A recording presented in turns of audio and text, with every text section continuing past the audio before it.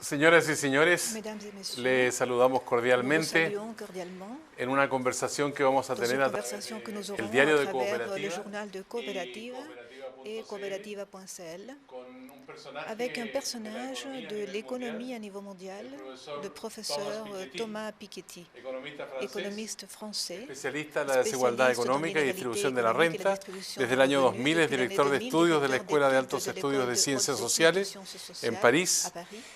Ha realizado Il a también réalisé aussi estudios en des études en Inglaterra, ha ejercido la Angleterre, il a docencia exercé en l'enseignement Estados aussi aux Unidos en el MIT, États-Unis. en fin, y es autor de un libro que ha Auteur provocado d'un livre impacto qui a mundial, provoqué un impacto que se ha mondial, editado en muchos qui a idiomas, été El traduit Capital en dans el le siglo capital XXI. dans le XXIe El siècle. Fondo de Cultura Le Fonds de Económica Culture ha Économique sido a la été plataforma la plateforme para tomar pour contacto con prendre muchos contact públicos avec diversos des publics y exponer différents su et pensamiento exposer en sa una pensée, elaboración pensée que dans sin une duda élaboration que marcará sans la doute va historia de marquer este tiempo l'histoire de ce donde temps, la desigualdad où sigue siendo una l'inégalité preocupación continue à être une permanente. préoccupation Él constante. también ha estudiado en Il la a Escuela étudié Normal aussi à l'École Superior normale de supérieure París, de en Paris, la Escuela de en Economía y l'École Ciencias d'économie et Políticas de sciences Londres. politiques de Londres. Por lo tanto, es Donc, un personaje que hoy c'est un día personnage aparece qui aquí en aujourd'hui nuestro país apparaît dans también notre con pays el auspicio avec del le Congreso sponsor Nacional, du el Congrès Senado de la national et Nación, du Sénat de la y eso Nation. constituye un Et ça aporte muy constitue une significativo contribution para el significative desarrollo de los pour le debates que nos développement des preocupan. débats qui nous préoccupent. Profesor, lo Professeur, saludamos nous vous cordialmente saluons cordialement. Merci pour votre invitation. Gracias por su invitación y le damos la et nous bienvenida. vous souhaitons la bienvenue. Bueno, usted viene de una nación que ha sido escenario de un capítulo muy trágico en los últimos días. Aún tengo en la memoria un título de la prensa que dice París, capital mundial del terror. Varios millones de personas han manifestado, no solamente en Francia, sino a través de Europa y en otros lugares del mundo, por este capítulo tan violento que está vinculado con la libertad de expresión. ¿Qué sensación le queda a usted que ha estado en el lugar de los hechos? Qui était dans l'endroit des lieux des faits. J'étais dans les lieux Bueno, des yo faits, estaba en el je- lugar de los j'habitais hechos. pendant longtemps tout près des Yo lieux vivo des bastante faits, cerca mes del lugar de enfants los étaient hechos. dans Mis une école niños tout près des estaban en lieux des una faits. escuela también muy Comme cerca. beaucoup de Y personnes como en muchas France, personas en Francia, nous avons été estuvimos choqués extremadamente par ces choqueados événements por et estos les acontecimientos. enfants ont participé Los à niños une participaron en una manifestación histórica de gran amplitud en París el día domingo. Bon, on n'a jamais Y la vu verdad es que une nunca horreur- habíamos une visto horreur pareille, un horror une semejante, réaction es decir, simulée de una personnes, reacción de esa forma personnes realizada por dos qui sont personas. Francamente es algo absolutamente horrible. horrible. Voilà, maintenant, il reste à espérer Ahora, que queda entonces aucun esperar groupement politique que atente ningún grupo político exploiter intente ces explotar événements, estos acontecimientos pousser encore para plus poder leur discours, empujar su discurso aún más, su discurso de odio, un vrai danger porque aujourd'hui es un pour la- verdadero pour la peligro hoy société en día française. para la sociedad francesa. De alguna manera usted En me está quelque diciendo sorte, que el vous me nacionalismo de dites que le ultraderecha nationalisme de constituye un l'ultra-droite peligro constitue un en danger Francia. en France? Oui, bien sûr. Sí, por supuesto. Il va y avoir des élections Va a haber régionales elecciones regionales en de Francia en el décembre, mes de diciembre. et compte tenu du Y mode de considerando scrutin el des modo de élections escrutinio en las régionales, où, elecciones la regionales, liste arrive en tête avec donde 5% la des lista sièges, alcanza et un les porcentaje y luego el 75% restante se divide en proporciones de todas las listas, se puede ganar una región con 30% de los votos. Y es bastante factible que un cierto número de regiones en Francia lleven a la extrema derecha al final del año. Es imposible para las elecciones nacionales, pero para las elecciones regionales ahí es factible. Y sería suficiente para crear en una enorme tensión dans le pays. en el país. Donc, Por lo oui, c'est une tanto, situation sí, qui es una très situación que es muy inquietante. Profesor Piketty, Profesor Piketty, son muchos los chilenos, il y a beaucoup de más de lo Chiliens, normal diría plus de yo, la que en el normal, último je dirais, tiempo que pendant se han abocado a conocer esta experiencia que usted plasma en estas 700 páginas, el Capital en el siglo XXI. Y yo quiero plantearle una pregunta con respecto a las desigualdades que tienen más de 200 años, según usted expresa en el texto, y donde hay una mala repartición de ingresos y de los patrimonios. La redistribución de la riqueza está al centro de su análisis, sin duda. A su juicio, ¿cuál es la fórmula política que permitiría salir de esta situación que ya es prácticamente endémica? La verdad es que no hay una fórmula milagrosa, es un conjunto de políticas, un conjunto de instituciones democráticas, fiscales, sociales, educacionales, que permiten poner las fuerzas de la economía de mercado al servicio del interés general. Y el gran error sería pensar que estas fuerzas naturales de la economía de mercado, de la propiedad privada, basten para arreglar los problemas de desarrollo de un país. Yo creo en la propiedad privada, en las fuerzas de mercado, pero pienso que necesitamos instituciones democráticas muy robustas, muy fuertes para poder poner estas fuerzas en beneficio del interés general. Y una de las enseñanzas de mi libro, que ante todo es un libro de historia, es un libro donde trato de poner el tema del capital, de las desigualdades, en una perspectiva histórica internacional.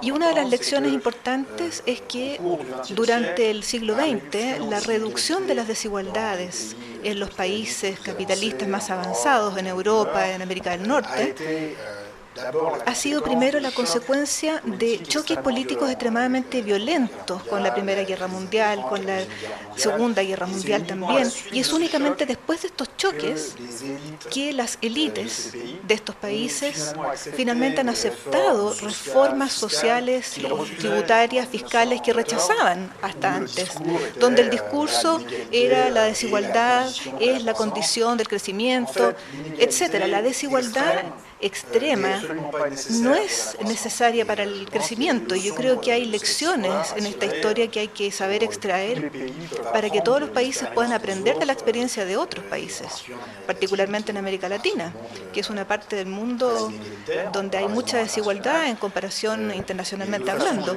Pero de manera general yo creo que cada país tiene mucho que aprender de la experiencia de los demás. Y yo en este libro trato primero de luchar contra el nacionalismo intelectual y la tentación de considerar siempre que estamos en una situación única, que cada país es único en cierta forma, pero siempre hay cosas que aprender, siempre hay varias soluciones para poder arreglar estos problemas de desigualdades y de patrimonio. Ahora, usted en el capítulo 7 precisamente aborda esta temática cuando habla de la concentración y la desigualdad.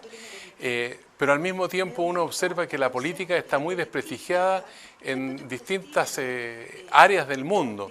Aquí en Chile, por ejemplo, la participación electoral en los últimos comicios fue muy baja. En Estados Unidos ya es un problema que se arrastra hace mucho tiempo, donde los votantes no concurren a emitir su opinión mediante el sufragio. Entonces, ¿de qué manera se puede conjugar este desprestigio de la política, la escasa participación, con la solución de estos problemas que son ya con una historia bastante prolongada? Bueno, yo en este libro trato de aportar una contribución pequeña, contribuyendo a la democratización de los conocimientos económicos. Es decir, mi primer objetivo es ayudar a los ciudadanos a tener una mejor opinión de las cosas económicas, que no son temas técnicos, no tienen que ser considerados como temas técnicos. Y muy a menudo me parece a mí que la falta de participación política viene de esta sensación de impotencia o de una sensación donde se explica que los temas son demasiado complicados, demasiado técnicos. Y yo creo que una parte del éxito del libro proviene justamente del hecho de que mucha gente está harta de que les expliquen de que es muy complicado para ellos y que todos estos temas tienen que ser dejados a un pequeño grupo de expertos, de economistas que habrían desarrollado una ciencia tan sofisticada que el resto del mundo sencillamente no podría llegar a entenderlo. Y evidentemente es una broma gigantesca porque no hay ciencia económica, son realmente temas sociales en primer lugar, históricos, políticos, humanos. Entonces yo creo que una forma de contribuir a una mayor democratización de la sociedad económica y de la economía es tratar de democratizar el conocimiento económico. Ahora, no va a bastar. Yo creo que hay problemáticas también en las reglas de financiamiento, a veces de la vida política, que hacen que muchos electores tengan la impresión de que de todas maneras no van a ser escuchados y que los intereses financieros van a ser siempre más importantes por la influencia en el financiamiento de los partidos políticos. Yo sé que ha habido aquí algunos asuntos recientemente en Chile, pero en Estados Unidos, en Europa, regularmente también tenemos este tipo de debates sobre el financiamiento de la política. Entonces, es todo un conjunto de reglas e instituciones que pueden permitir reconciliar a los ciudadanos con la democracia. Ahora, en cuanto a la situación chilena, debo contarle que en la década de los 80 especialmente, se vivió una concentración económica muy fuerte, dictadura por medio en nuestro país, llegamos al 40% de cesantía, trabajo precario, y en ese momento incluso el impuesto al patrimonio se suspendió porque se consideraba que era expropiatorio. Milton Friedman, que es el inspirador de las políticas económicas que se impusieron en Chile durante la dictadura militar, la desregulación, dice él, es consustancial a la libertad. Las únicas sociedades que han sido capaces de crear una prosperidad relativa ampliamente extendida han sido aquellas que han confiado principalmente en los mercados capitalistas. Usted habla de que la desigualdad es una combinación de distintas fuerzas. ¿Cómo se puede conjugar esta realidad que tenemos hoy con un cambio sustantivo que permita abordar estos problemas de la desigualdad y la concentración que hoy día existe en Chile, aunque menos que en la época de la dictadura, pero todavía existe?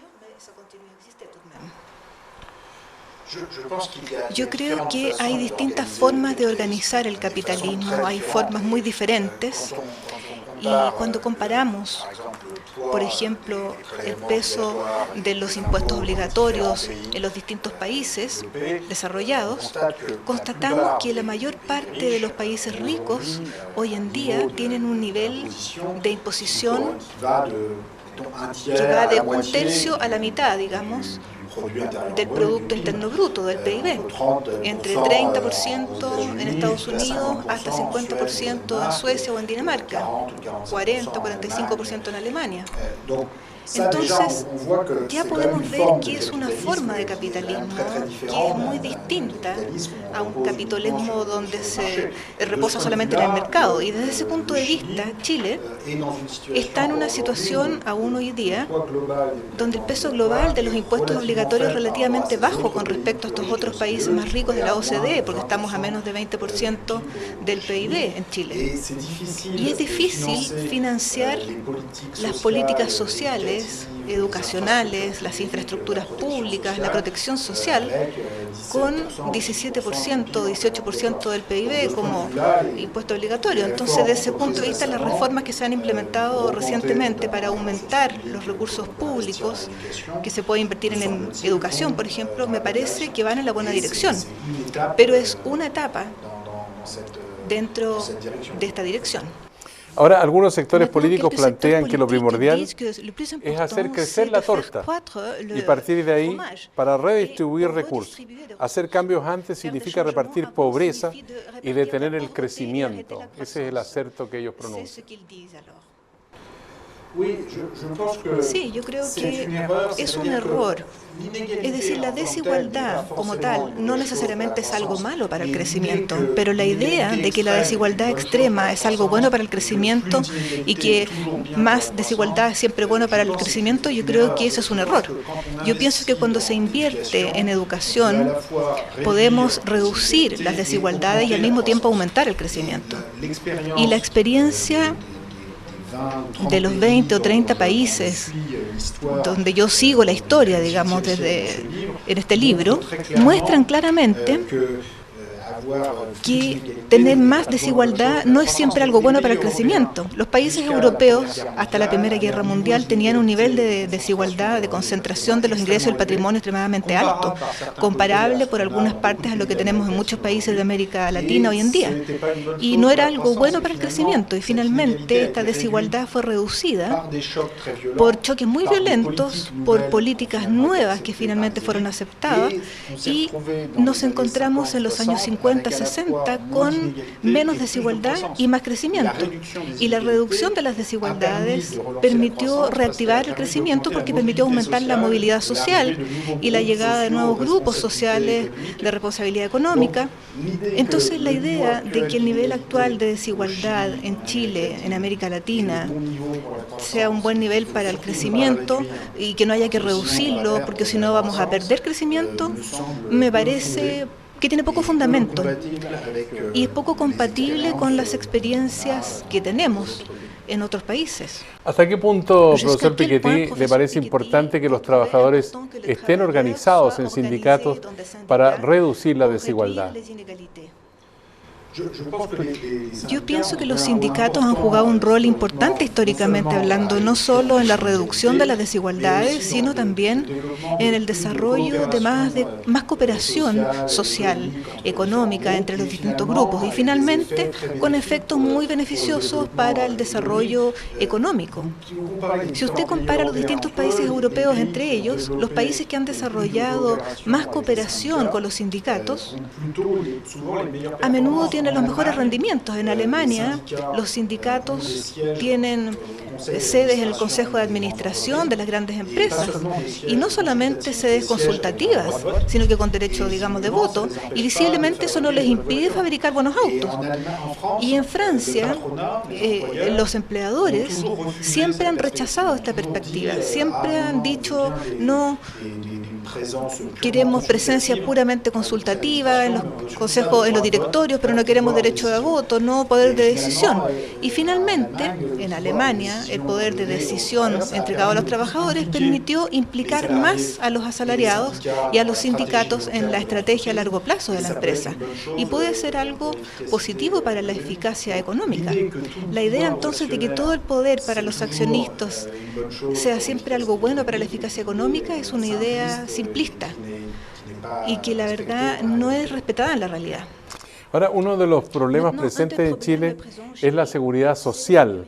Se debate, por ejemplo, por estos días el aumento de los aportes para los fondos de jubilación, aumentar la edad de jubilación, una discusión que también se ha dado en Europa. E incluso muchos responsabilizan, aparte de la crisis que se ha producido en el viejo continente, al estado de bienestar.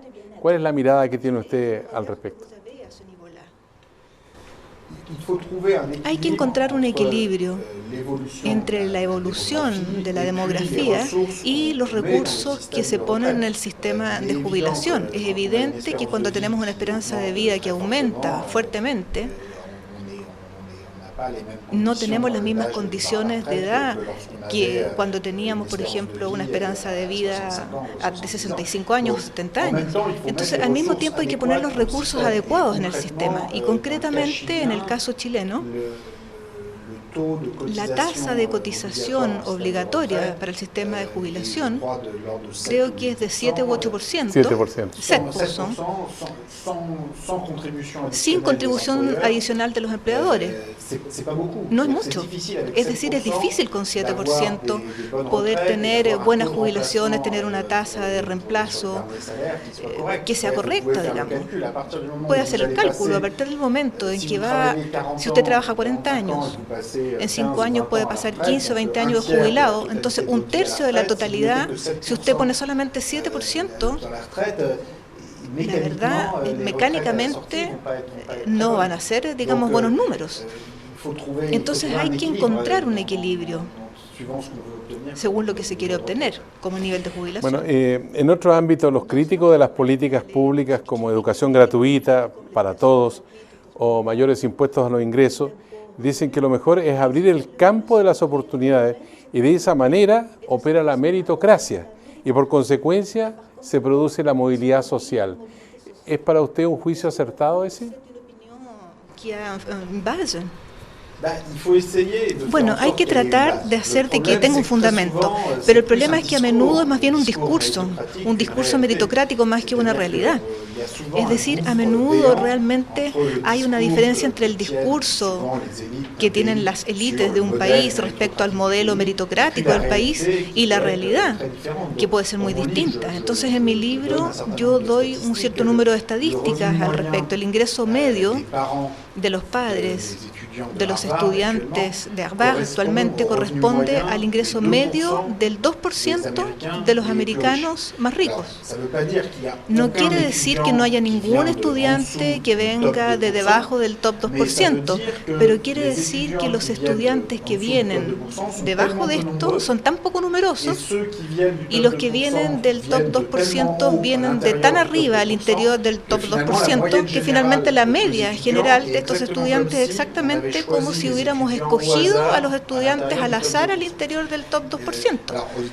En Estados Unidos está ligado en parte a derechos de inscripción muy elevados y también a la posibilidad a veces de hacer donaciones para aumentar las posibilidades de admisión del hijo, por ejemplo, un niño. En los sistemas europeos hay más financiamiento público, es un poco menos extremo, pero a menudo es muy desigual también. En Francia, por ejemplo, hay mucha hipocresía. A veces se va a invertir 3 veces más de recursos públicos en las filiales elitistas, donde van los niños que provienen de medios favorecidos, más que los recursos públicos que se invierten para los niños más desfavorecidos. Entonces, no hay sistema ideal. En todos los países a menudo hay mucha hipocresía. Y yo creo que necesitamos con respecto a este tema mucha más transparencia para poder dar luces realmente sobre quién accede a qué tipo de formación y de qué recursos públicos finalmente se benefician los distintos grupos sociales. Y es una forma después de permitir a los ciudadanos de influenciar, poner presión en el gobierno para poder cambiar el hecho de cómo están las cosas.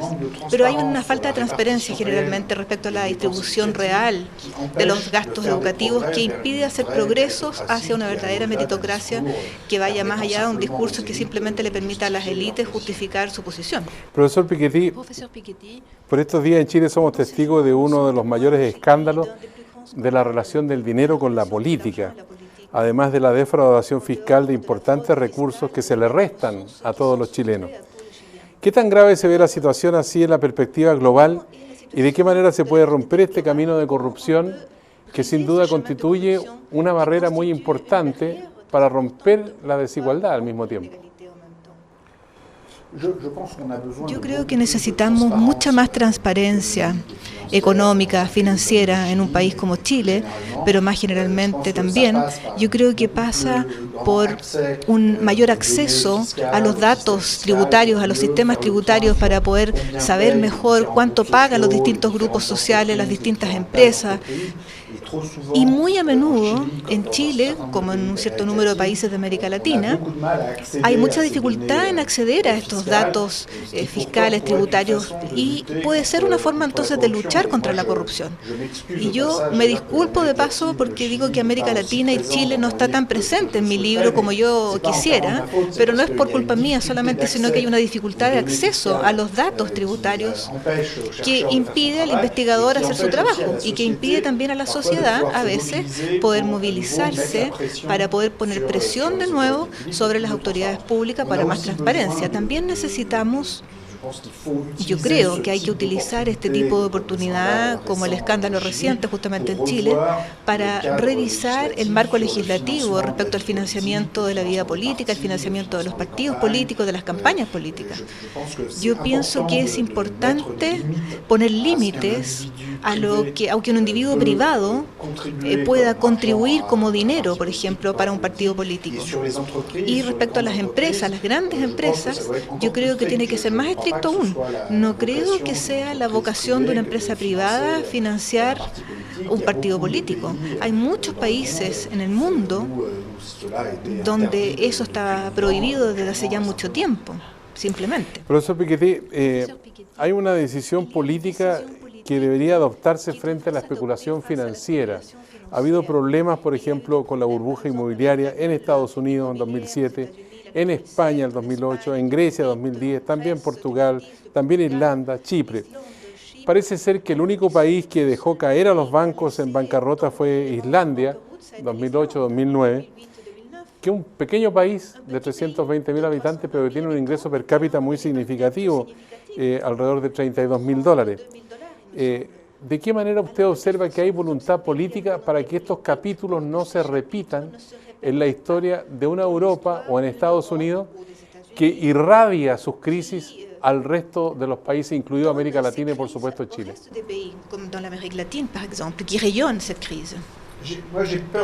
Yo tengo miedo que este tipo de crisis pueda reproducirse porque no hemos extraído las lecciones de la crisis completamente. Hemos evitado lo peor con una acción del Banco Central en Estados Unidos y en Europa que permitieron evitar una quiebra generalizada del sistema financiero, lo que es más bien algo bueno, porque esta quiebra generalizada en los años 30 condujo al desastre que conocemos. Entonces aquí por lo menos evitamos este desastre completo, pero al mismo tiempo no se han hecho las reformas estructurales en términos de regulación financiera que permitirían evitar que se reproduzca este tipo de situación. Es decir, no podemos pedirle todo al Banco Central.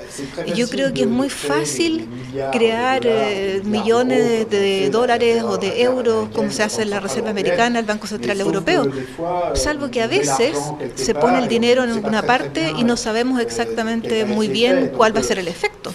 Entonces, hacer una política más estructural de regulación bancaria, de regulación fiscal, es más complicado que imprimir millones de dólares o de euros.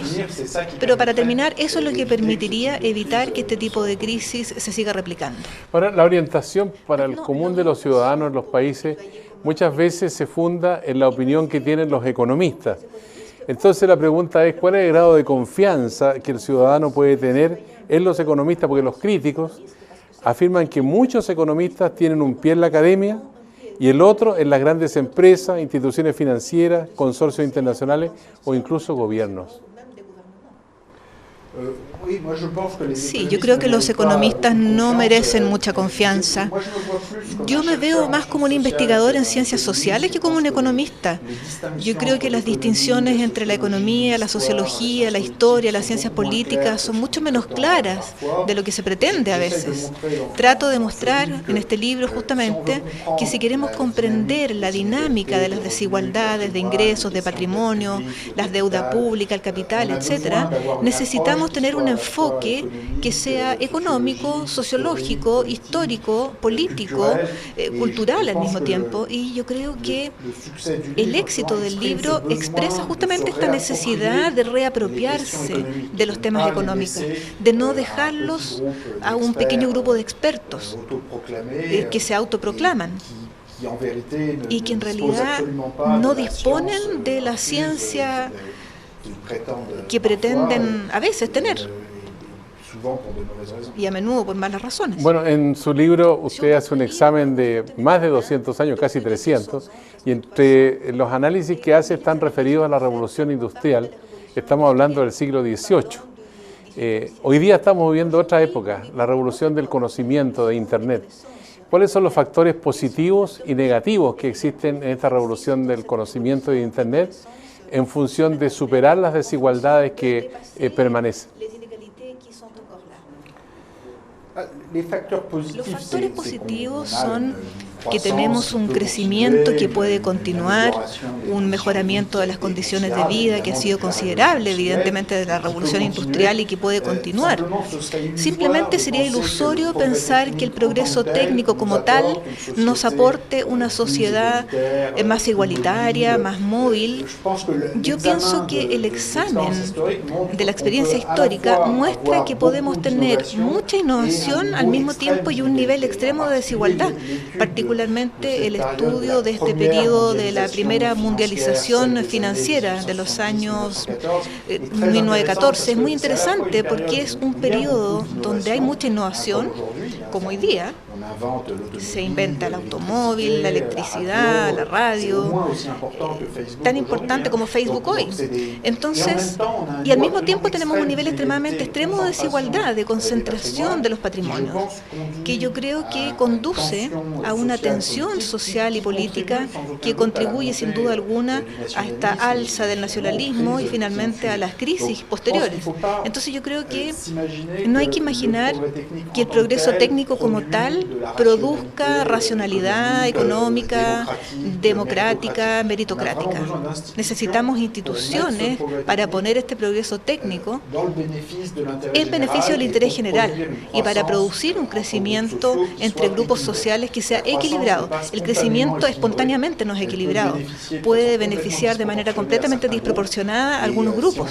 Y si no tenemos instituciones fuertes, sólidas para evitar esto, entonces el conjunto del proceso puede de alguna manera salir Bueno, de los vamos rieles. a poner a prueba su conocimiento, su estudio y entre paréntesis el capital en el siglo XXI con algunas críticas que usted ha recibido. Yo seleccioné algunas según Tyler Cowen, él es un economista de Estados Unidos, dice textual: es preocupante que Piketty quiera organizar eficientemente los recursos públicos para que supongan 2/3 del ingreso nacional. Esta reivindicación de un gasto público del 66% del Producto Interno Bruto vendría demostrando que Piketty solamente se preocupa de evitar que la riqueza se concentre en el sector privado. Si hablamos del sector público, ahí no parece haber problema. Cita textual de las palabras de Cowen. Yo nunca dije que los 2/3 son 2/3, ¿no? 66%. Son 6%. No, yo jamás escribí eso. No, nunca escribí eso. La verdad, no sé dónde fue a encontrar eso. Lo que yo constato, como decía anteriormente, es que los países más desarrollados tienen entre 1/3 y la mitad del PIB como impuesto obligatorio. Mi convicción personal es que no vamos a aumentar mucho eso en el futuro. Yo creo que cuando tenemos en Suecia o en Francia la mitad del PIB como un impuesto obligatorio, nadie piensa seriamente que se vaya a aumentar eso a 60 o a 70% o 80%. Yo creo que el desafío, cuando ya se tiene 50% del PIB, es más bien reformar esta totalidad de impuesto obligatorio para hacerlo más justa y más progresivo. Se puede aumentar los impuestos en algunas personas para reducirlos en otras, pero ciertamente no aumentar totalmente el nivel de impuesto obligatorio. Bueno, otra crítica de un economista que ha sido promovida por algunos medios también aquí en Chile. Muchos suponen que a raíz de la venida de Thomas Piketty a nuestro país, que lo han promovido. Se trata de Xavier Sala y Martín, economista catalán de nacionalidad estadounidense. Él es catedrático en economía en la Universidad de Columbia. Dice textualmente: esta lógica de Piketty tiene un pequeño problema. Es falsa. Que la tasa de retorno del capital sea superior a la tasa de crecimiento de la economía, lejos de ser una contradicción del capitalismo, es una condición de eficiencia económica que los economistas han bautizado como eficiencia dinámica. Entendiendo eficiencia dinámica, para el público que no conoce mucho esta materia, habría que decir que la eficiencia dinámica está asociada a la eficiencia empresarial, entendida como la principal impulsora de la creatividad y de la coordinación que surgen espontáneamente en el mercado, ¿no es cierto? Estaríamos de acuerdo en ese concepto. Sí, pero el hecho que el rendimiento del capital sea más alto que la tasa de crecimiento no necesariamente es un problema en sí mismo. Estoy de acuerdo ahí con Javier. Simplemente puede conducir a un nivel de concentración y de desigualdad que sea excesivo en el sentido en que sea inútil para el crecimiento. Nuevamente, yo no digo que tenga que haber una desigualdad perfecta. Un cierto grado de desigualdad puede ser útil para el crecimiento, pero simplemente el nivel de desigualdad al cual conducen espontáneamente la dinámica de la acumulación, de la repartición del patrimonio, cuando tenemos una desviación importante entre la tasa de crecimiento y lo otro, es que puede ser muy alto. Es lo que nos muestra la historia en todo caso, que el nivel de concentración de patrimonio que teníamos en el siglo XIX y hasta la Primera Guerra Mundial, en un mundo donde había muy poca intervención pública, muy poco impuesto progresivo, se llegaba a un nivel de desigualdad que realmente era muy alto. Entonces es muy difícil pretender, a pesar de lo que piensa Javier, que haya sido algo bueno para el crecimiento. Se redujo en el siglo XX y no impidió el crecimiento, al contrario. Entonces se necesita una clase media para el crecimiento. Hay que tener una repartición que sea equilibrada y que no sea una desigualdad extrema. Dicho esto, yo acojo absolutamente todos los debates respecto a estos temas y con mucho gusto Yo creo que se pueden sacar distintas conclusiones para el futuro de los datos históricos que yo estoy presentando en el libro, y realmente no le pido a cada uno que esté en acuerdo, digamos, sobre cada una de las conclusiones que yo hago, pero pienso que hay que tratar de tener un debate que se funde más en los hechos históricos que en los principios a veces un poco ideológicos, porque afirmar solamente que tenemos la eficiencia dinámica garantizada para siempre, por la eternidad, si no hacemos nada y dejamos el mercado que opere, me parece un poco ideológico eso. Profesor Tomás Piketty, nos hemos enterado por el Fondo de Cultura Económica del gran impacto que tuvo su presencia en México con distintas entrevistas, conferencias y charlas. Y en Chile ya se observa, digamos, que hay una demanda creciente por conocer las 700 páginas de su capital en el siglo XXI. ¿No tiene acaso ya la tentación, después de estar en México, en Chile y después seguramente en Argentina, como para abordar América Latina en una próxima publicación? Me gustaría mucho trabajar más en América Latina en el futuro. Y uno de los efectos positivos de la publicación de este libro es justamente que ha permitido en varios países tener un mejor acceso a los datos fiscales, tributarios, particularmente México, Brasil y también en Chile. Hemos logrado entonces recientemente un cierto número de investigadores en estos países que pudieron tener acceso a estos datos, a los cuales no habríamos podido tener acceso antes de la publicación de este libro. Entonces a mí me gustaría mucho en el futuro poder trabajar más con respecto a la desigualdad en América Latina, porque pienso que es una parte del mundo que es apasionante, en primer lugar de un punto de vista humano e histórico, y además se necesita más transparencia respecto a las desigualdades, al ingreso, etcétera. Hay algo paradójico, y es que una de las partes más desiguales del mundo donde es más difícil acceder a los datos respecto a los ingresos y al patrimonio. Y yo creo que no es una buena solución en términos generales para las élites rechazar la transparencia, porque finalmente es muy difícil tener un debate democrático, sereno, sin información confiable con respecto a las desigualdades. Entonces, un libro, la verdad no sé todavía si va a haber un libro, pero por lo menos más investigación con respecto a los países de América Latina, sí, ciertamente. Francia tiene una relación histórica con el continente africano. Muchos han afirmado que África es un continente fallido. ¿Cuál es la mirada que tiene usted debido a la gran desigualdad que existe dentro de las naciones del continente africano y de África en relación con los países del primer mundo?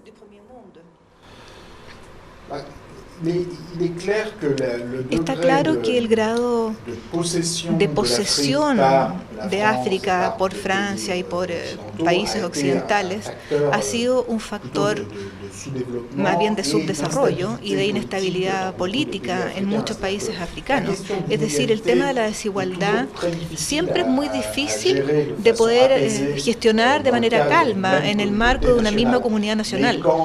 Pero cuando la desigualdad es externa, cuando la desigualdad es internacional, es decir, cuando las personas que poseen empresas, poseen capital, están situadas fuera de la comunidad política nacional, lo que sucedió muchas veces en la historia de África y sigue siendo el caso. América Latina también tiene una experiencia en ese sentido con el gran vecino del norte del continente americano, pero es aún más difícil poder administrar la desigualdad de una manera calma, porque estamos muy tentados a veces de expropiar al propietario extranjero, estamos tentados luego de entrar en ciclos políticos o muy conservadores, donde se rechaza toda redistribución. Y yo creo que África ha sufrido de manera aún más extrema que América Latina este tipo de situaciones, que siguen siendo hoy día el caso. El dinero que sale del continente africano en dirección de los propietarios extranjeros europeos o chinos, a veces hoy en día también, que poseen capital en África, este flujo que sale es mucho más importante que todos los flujos que entran en términos de ayuda. Entonces es importante para poder obtener estrategias de desarrollo exitosas, llegar en amplia medida a poseerse a uno mismo, es decir, generar el ahorro, la inversión en el capital humano, pero también en el capital industrial, inmobiliario, necesario entonces para este proceso de desarrollo. Hay una fuerza de África en el futuro que sigue siendo una fuerza demográfica que va a ser una de las solas partes del mundo cuya población no se va a estancar o declinar, lo que en sí mismo puede ser bastante inquietante. Entonces esto plantea muchos problemas con el calentamiento global, por ejemplo, climático, pero también puede ser una fuerza. Entonces la historia del desarrollo está lleno de giros, de cambios, y en 50 años es posible que la situación de África sea bastante mejor que lo que es hoy día. Profesor Piketty, en nombre de Radio Cooperativa, de cooperativa.cl, yo quiero hacer la entrega de unas figuras que representan nuestros ancestros, el pueblo mapuche. Estos son dos niños que provienen de esa cultura que es base fundamental y que al mismo tiempo dan cuenta de un pueblo muy aguerrido. Luchó 300 años contra el conquistador español. Esta es una etnia que es muy importante no solamente en Chile, sino también en la República Argentina. Y queremos que lo conozca porque ellos representan parte de nuestra historia.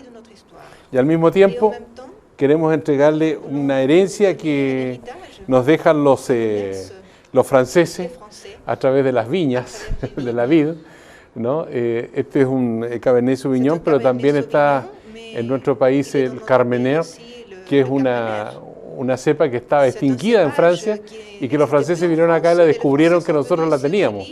Así que le hago la entrega en nombre de Radio Cooperativa y cooperativa.cl, con el agradecimiento también para el Fondo de Cultura Económica por permitirnos dialogar con usted y la alegría de que estamos hablando con un profesor que sabe comunicar sus ideas, su pensamiento y que ha generado también una gran discusión en torno a una preocupación en el mundo contemporáneo y particularmente en Chile, que es uno de los países más desiguales de la OCDE.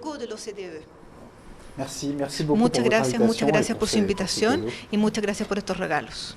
Muchas gracias a usted. Merci à vous. A ustedes muchas gracias por seguir esta transmisión a través de Radio Cooperativa y cooperativa.cl. Será hasta una próxima oportunidad. Muchas gracias.